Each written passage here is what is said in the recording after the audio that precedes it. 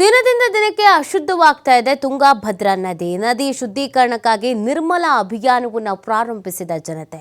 ಐತಿಹಾಸಿಕ ಶೃಂಗೇರಿಯಿಂದ ಪಾದಯಾತ್ರೆಯನ್ನ ಆರಂಭಿಸಿದ ಜನರು. ಕೊಪ್ಪಳ ಜಿಲ್ಲೆಯ ಕಿಷ್ಕಿಂಧೆಯಲ್ಲಿ ಕೊನೆಯಾಗಲಿರುವ ಅಭಿಯಾನ ಜನವರಿ 8ರಂದು ಗಂಗಾವತಿಗೆ ಆಗಮಿಸಲಿರುವಂತಹ ಅಭಿಯಾನ ಪಾದಯಾತ್ರೆ. ತುಂಗಭದ್ರಾ ನದಿ ಕಲುಷಿತಗೊಳಿಸಬೇಡಿ ಅಂತ ಅಭಿಯಾನವನ್ನು ಹಮ್ಮಿಕೊಂಡಿದ್ದಾರೆ. ತುಂಗಭದ್ರಾ ನದಿಯನ್ನ ಕಲುಷಿತಗೊಳಿಸ್ತಾ ಇರುವಂತಹ ಕಾರ್ಖಾನೆಗಳ ಜೊತೆಗೆ ಜನರಿಗೂ ಕೂಡ ಅರಿವನ್ನು ಮೂಡಿಸ್ತಾ ಇದೆ ಈ ಒಂದು ಅಭಿಯಾನ. ದಿನದಿಂದ ದಿನಕ್ಕೆ ಅಶುದ್ಧವಾಗ್ತಾ ಇದೆ ತುಂಗಭದ್ರಾ ನದಿ ಶುದ್ಧೀಕರಣಕ್ಕಾಗಿ ನಿರ್ಮಲ ಅಭಿಯಾನವನ್ನು ಜನತೆ ಪ್ರಾರಂಭಿಸಿದ್ದಾರೆ. ಐತಿಹಾಸಿಕ ಶೃಂಗೇರಿಯಿಂದ ಪಾದಯಾತ್ರೆಯನ್ನ ಆರಂಭಿಸಲಾಗಿದೆ. ಕೊಪ್ಪಳ ಜಿಲ್ಲೆಯ ಕಿಷ್ಕಿಂಧೆಯಲ್ಲಿ ಈ ಅಭಿಯಾನ ಕೊನೆಗೊಳ್ಳಲಿದೆ. ಜನವರಿ 8ರಂದು ಗಂಗಾವತಿಗೆ ಆಗಮಿಸಲಿದೆ ಅಭಿಯಾನ ಪಾದಯಾತ್ರೆ.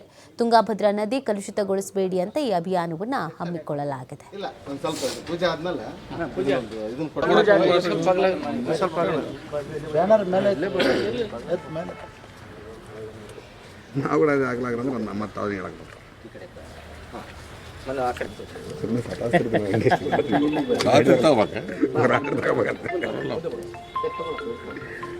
ನಮ್ಮ ಅಣ್ಣನ ನಂಗೆ ಏನು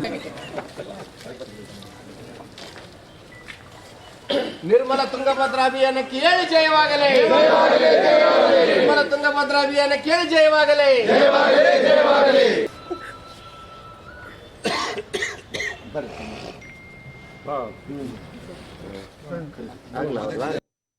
ಈಗಾಗಲೇ ನಿರ್ಮಲ ತುಂಗಭದ್ರಾ ಅಭಿಯಾನ ಕಾರ್ಯಕ್ರಮವನ್ನು ಅತ್ಯಂತ ಯಶಸ್ವಿಯಾಗಿ ಇದರಲ್ಲಿ ಭಾಳ ನಾನು ಈ ಒಂದು ಆಯೋಜಕರಿಗೆ ಹೃದಯಪೂರ್ವಕ ನಮನಗಳನ್ನು ಸಲ್ಲಿಸ್ತೀನಿ. ಏನಂತ ಹೇಳಿದ್ರೆ ಸರ್ವಧರ್ಮೀಯರಲ್ಲಿ ಒಂದಾಗಿ ಜಾತಿಯನ್ನು ಈ ಗಂಗಮ್ಮ ಶೀಲಿಲ್ಲ ಲಿಂಗಪ್ಪಗೆ ಭೇದ ಇಲ್ಲ ಅಂತ ಏನು ಹೇಳ್ತೀವಿ, ಆ ರೀತಿ ಇಲ್ಲಿರ್ತಕ್ಕಂಥ ಎಲ್ಲ ಸಮಾನ ಮನಸ್ಕರು ತುಂಗಭದ್ರೆಯನ್ನು ಉಳಿಸಿ ಬೆಳೆಸ್ಬೇಕನ್ನುವಂಥ ನಿಟ್ಟಿನಲ್ಲಿ ಏನು ನಿಸ್ವಾರ್ಥ ಸೇವೆಯನ್ನು ಏನು ಮಾಡ್ತಾ ಇದ್ದಾರೆ.